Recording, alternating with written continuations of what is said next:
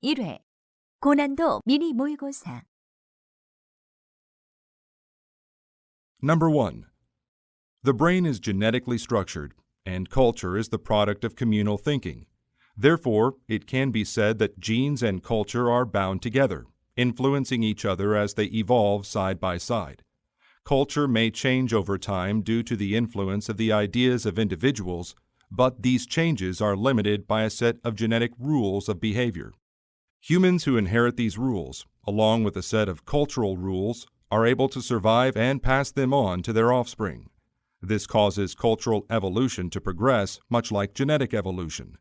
Culture, however, can expand indefinitely and tends to evolve more quickly.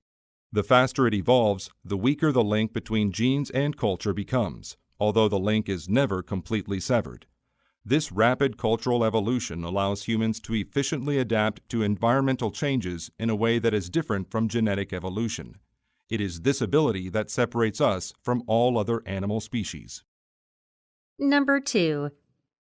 A polymath is someone who is an expert in many fields. These highly intelligent individuals are also sometimes called Renaissance men or women, because many multi-talented geniuses emerged during that period. Leonardo da Vinci, who was a painter, a scientist, a philosopher, and an engineer, is the perfect example. Some claim that it's actually natural for a person with high intelligence to become a polymath.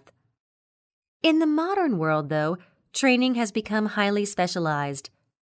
With this contemporary focus on specialization, geniuses are not encouraged to expand their knowledge in other areas, as those in the Renaissance were. However, the biggest discoveries often come from those who know a little bit about many different things and have the intelligence to put all of the pieces together. One who can adopt this kind of interdisciplinary approach will be more likely to come up with the key innovations of the future. Number 3. On July 16, 1945, the first test of an atomic bomb, known as the Trinity test, was conducted in a remote desert region of New Mexico. Now, researchers from the U.S. federal government have begun to study whether this test actually caused some people to develop cancer. The researchers will interview people who lived in the area around the blast. They will also assess the effects of consuming food and water that may have been contaminated by the explosion. The residents have been claiming for years that a wave of cancer spread through the area after the test, prompting questions as to whether this was actually a result of radiation exposure. The test was carried out shortly before the U.S. used a nuclear weapon for the first time, dropping an atomic bomb on Hiroshima, Japan. Number 4. In comparison to our ancestors, people today practically have a wealth of time on their hands due to modern technology. Nevertheless, many feel they are suffering from a time famine, not having enough time for everything they want to do in life. What can be done to alleviate this deficiency? Interestingly, psychologists' seemingly illogical solution to this question is to donate one's time to others. It is commonly known that when people feel busy, their interest in helping others decreases. However, outcomes of a study on time indicate that, though time has an objective quantity, people can increase the amount of time they subjectively perceive when they spend it with others. They are, in a sense, spending their time more usefully than normal, boosting their feelings of time affluence.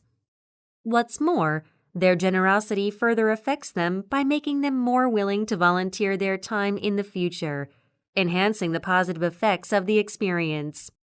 Number 5. The more skilled one becomes in performing a certain task, the less energy that task requires. This applies not only to physical activities, but also to mental ones as well. Research on the brain has proven this by showing that as one's skill in performing a task increases, fewer regions of the brain become involved in the cognitive processes required and less overall mental energy is exerted.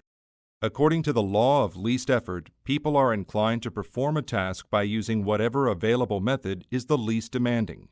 And while developing a skill often requires a lot of hard work in itself, humans tend to do so because it shifts the balance of effort in their favor by allowing them to spend less energy in the long run. In other words, The desire to be lazy is built deep into our nature.